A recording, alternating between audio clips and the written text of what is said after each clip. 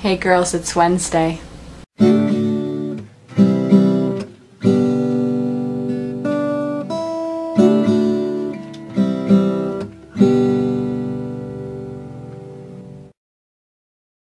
So it's Harry Potter week, which is awesome because Harry Potter is awesome. And I'm going to answer the 4 questions. Question number 1. Which house are you in? I would definitely say that I'm a Slytherin, as you can tell by my outfit, my t-shirt, and my hat. This is my favorite hat ever, by the way. One of the best definitions I think that I've ever read of Slytherins is on the Harry Potter wiki, and I'm just going to read that to you here. It says, Slytherins tend to be ambitious, shrewd, cunning, strong leaders, and achievement-oriented. They also have a highly developed sense of self-preservation. This means that Slytherins tend to hesitate before acting, so as to weigh all possible outcomes of a decision and how these outcomes would personally impact them.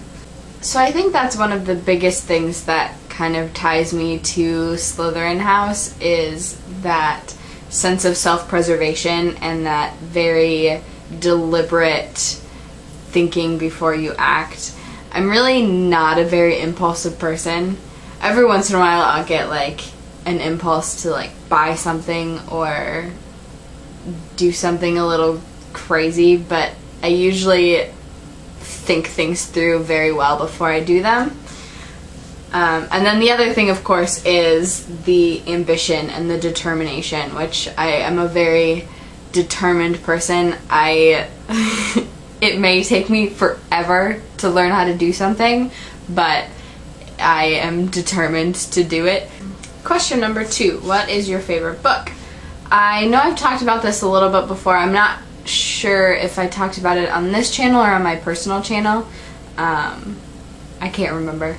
But my favorite book is Half-Blood Prince, and there are 3 main reasons for that. The first one being that I think it's really great that Dumbledore is finally like giving Harry all of this information that he needs. He gives him a lot of this information about Voldemort's past and about the Horcruxes, and he is finally like starting to trust that Harry's going to be able to do this. That kind of stuff is really interesting to me. I really like hearing about Voldemort's past, and the Horcrux storyline I think is really interesting. The second reason would be I think the relationship between Ron and Hermione.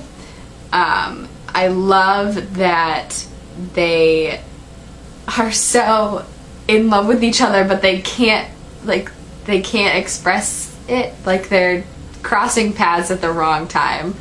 I love that Ron gets with Lavender and Hermione is just like heartbroken. And Ron can't see it, like he doesn't understand why she's so pissed off at him. So I love that whole dynamic during the story. And the third reason is because I am a huge Harry Draco shipper. If you didn't know that about me, that's news for you. But I think the dynamic between Harry and Draco is just really fascinating, and I love that in the 6th book Harry is like obsessed with Malfoy and like trying to find out what he's doing when he's disappearing, and so he just like stares at the Marauders map, like following where Draco is the whole time, and I think it's really funny. And then I also love the bathroom scene when Harry finds Draco crying in the bathroom and they get in that huge fight, and then Harry uses Sectum Sempra on him and immediately regrets it and is like, oh my god, I could have killed this guy. I don't want to kill him. Like, I think that scene is really powerful. Question number 3, my favorite characters. Draco's definitely in there.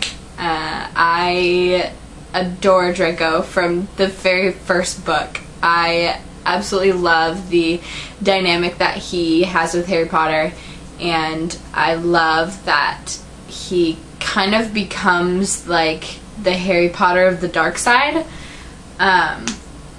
He gets pushed into this like destiny that he probably doesn't actually really want to be a part of, other than he knows that if he doesn't, then his family and himself are going to be in a lot of trouble. And I love that in the 6th and 7th books especially, we kind of get to see that he is really kind of second guessing where his life is headed. My second favorite character then would definitely be Snape, and it's for a lot of the same reasons that Lizzie really likes Snape, and that is that he's kind of this enigma. Like, he is supposed to be a bad guy, but he's really a good guy, and I absolutely loved the Prince's Tale in the 7th book, and just hearing about Snape's history and like why he's made the decisions that he's made throughout his life. And then probably my third favorite character, I think I would have to go with Neville. I just love that Neville is kind of like the boy who wasn't chosen, because the prophecy could have been about either Harry or Neville, but Voldemort chose Harry, and so Neville kind of had this life where he could have been Harry Potter, but he's not. And I think that's really fascinating, and I think that he really grows up into this really brave and noble guy, and I love that in the 7th book he kind of takes over where Harry was. He has a very interesting storyline. I would have liked to hear a little bit more about Neville throughout the books, but I'm really interested to see how they do it in the second part of the 7th movie, because I've heard that they are going to be showing a little bit more about what's happening at Hogwarts while the trio isn't there, and I think that's going to be really interesting. Right, so this video is taking forever because I can't shut up apparently, but question number 4, really quickly, my favorite real life memory of Harry Potter. And I think that would definitely be the summer that the 7th book came out. I was working at a Girl Scout camp, and I couldn't go anywhere to get the book. So I had to order it online and wait for it to come.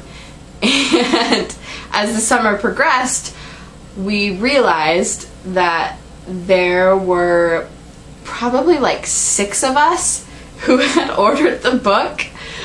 And so the day that it came out, they had to like bring this whole truck, and there were 6 copies of Harry Potter and the Deathly Hallows that people had ordered that were delivered to this Girl Scout camp on the day that it came out. So that was really cool. But I think that's all I have. I love hearing people's Harry Potter stories. I love hearing about why people love specific characters or specific houses or anything like that. So I think this week is really great. And Sarah, I will see you tomorrow.